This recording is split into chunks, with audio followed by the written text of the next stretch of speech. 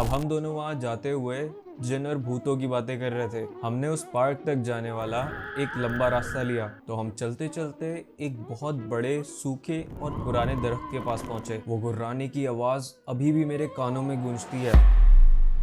आज की ये जो मैं दो स्टोरीज लाया हूँ, ये बहुत ज़्यादा हॉन्टेड और स्केरी होने वाली हैं, क्योंकि ये जिनकी कहानी है उन्हीं के अल्फाज में है और मैं अपनी आवाज़ में आपको सुनाऊंगा। ये जो पहली कहानी है वो एक जिन से रिलेटेड है और दूसरी कहानी में काला जादू है। ये वो वाक़या है जो पिछले साल मेरे साथ विंटर में हुआ था। मैं ज़्यादातर टाइम अपने दादा के घर रहता हूँ और वहाँ बस मैं, मेरी 3 खाला और मेरे ग्रैंड पेरेंट्स रहते हैं।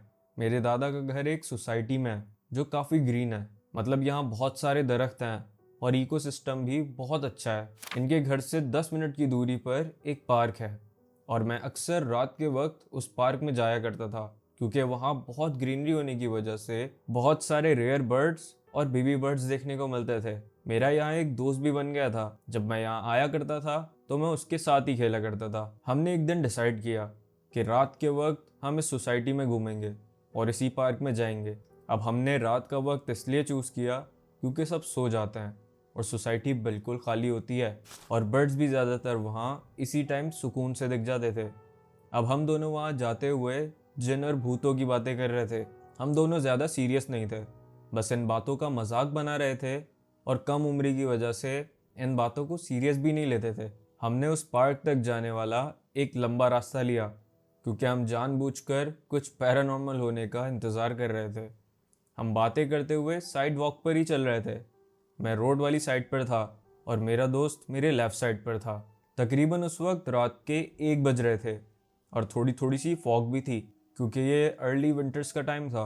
अब हम दोनों वहाँ भूतों की बातें करते हुए तो चल रहे थे, तो मेरे दोस्त ने मजाक में मुझसे बोला कि इन पेड़ों के नीचे मत चलो, कहीं तुम्हारे ऊपर कोई जिन ना आ जाए। जैसे अक्सर घर के बड़े रात में इन पेड़ों के नीचे बैठने से या फिर इनके नीचे से गुजरने से मना करते हैं, क्योंकि हमें नहीं पता कि इन पेड़ों पर कौन रहता है। लेकिन अब मैं यहाँ अपने दोस्त के साथ था तो मैं हीरो बन के उन्हीं पेड़ों के नीचे चलता रहा। और इसी वीक मैंने एक यूट्यूब पर वीडियो देखी थी जो दी मर्सीफुल सर्वेंट नाम के यूट्यूब चैनल पर थी, जिसमें उन्होंने जिन की किस्में और उनके नाम भी बताए हुए थे। फिर मेरे जहन में ये बात तो थी और मुझे अपने दोस्त के सामने कूल भी बनना था, तो हम चलते चलते एक बहुत बड़े सूखे और पुराने दरख्त के पास पहुंचे और ये दरख्त बाकी सब दरख्तों से बिल्कुल अलग और खाली जगह पर था। अब मैंने कूल बनने के लिए अपने दोस्त से मजाक में कहा कि यहाँ ये वाला जिन रहता है। अब जिन्होंने ये स्टोरी बताई है उन्होंने इस जिन का नाम लेना यहाँ पर सही नहीं समझा,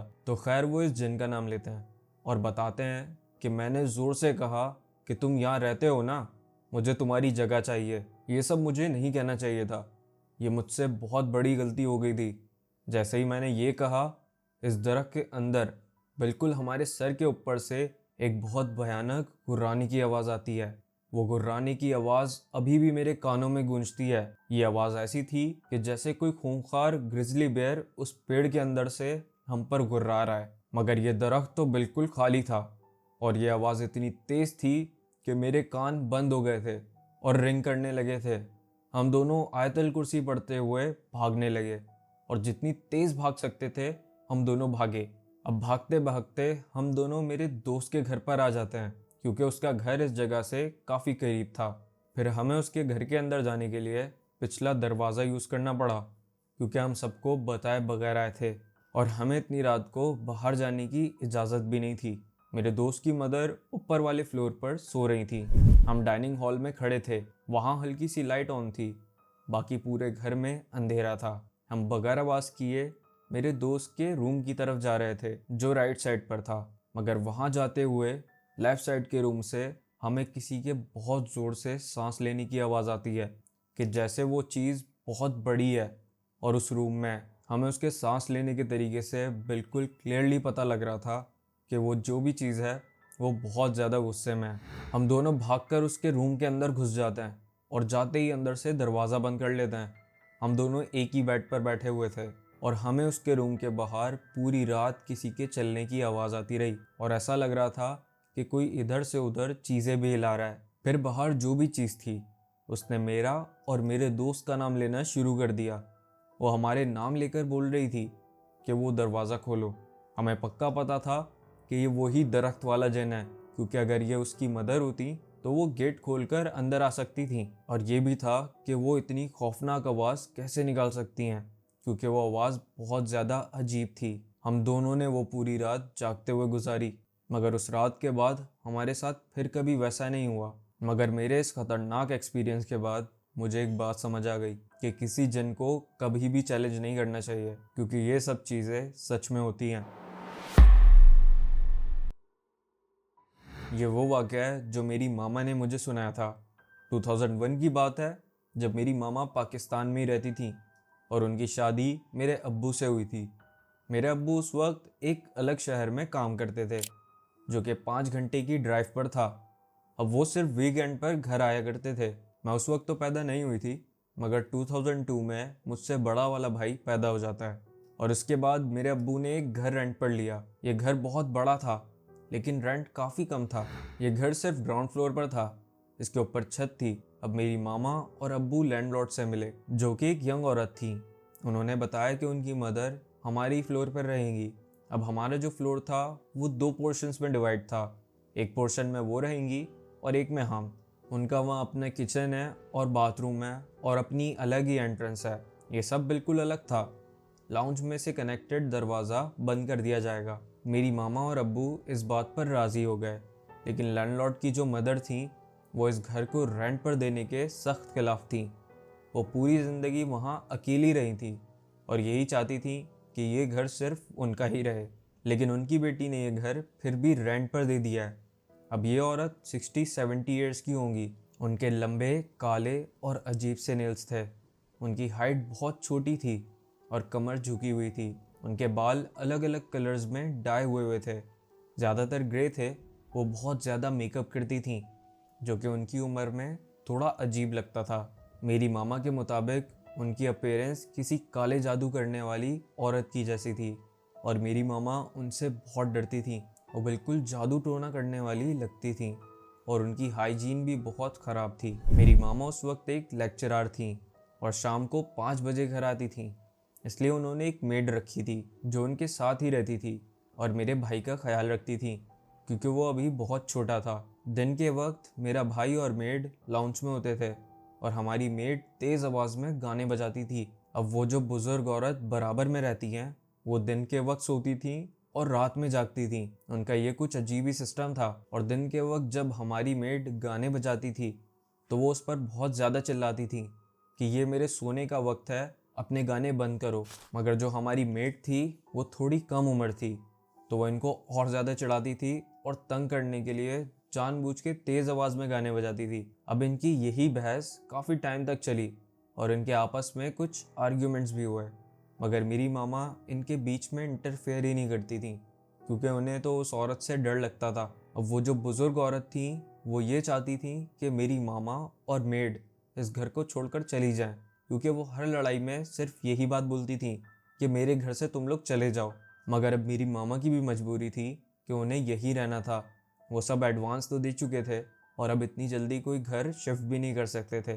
तो खैर ये सब ऐसे ही चलता रहा और मेरी मामा उन्हें इग्नोर कर दिया करती थी। अब हमारा जो किचन था उसमें सिंक के ऊपर एक विंडो थी जो हमारे सहन में ही खुलती थी, और जो वो बुज़ुर्ग औरत हैं उनका भी दरवाज़ा सहन में ही खुलता था। अब रात के 2 बजे हमारी जो मेड है वो डिशेस धो रही थी और गाना गा रही थी। वो जैसे ही अपना मुंह ऊपर करती है और विंडो में देखती है तो वो औरत उसके बिल्कुल करीब विंडो पर ही खड़ी हुई थी और उसे मुस्कुराकर देख रही थी, मगर ये मुस्कुराहट बहुत ज़्यादा क्रीपी थी। अब हमारी मेड उनको अचानक अपने इतने करीब देखकर डर जाती है और उस किचन से फ़ौरन भाग जाती है।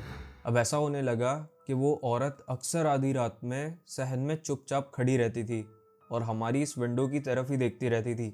मेरी मामा ने इसी वजह से किचन की विंडो पर कर्टन्स लगा दिए थे, मगर एक टाइम ऐसा आया कि इस औरत ने बिल्कुल बाहर आना छोड़ दिया और उसके रूम से अक्सर रात के वक्त धुआं निकलता हुआ दिखता था।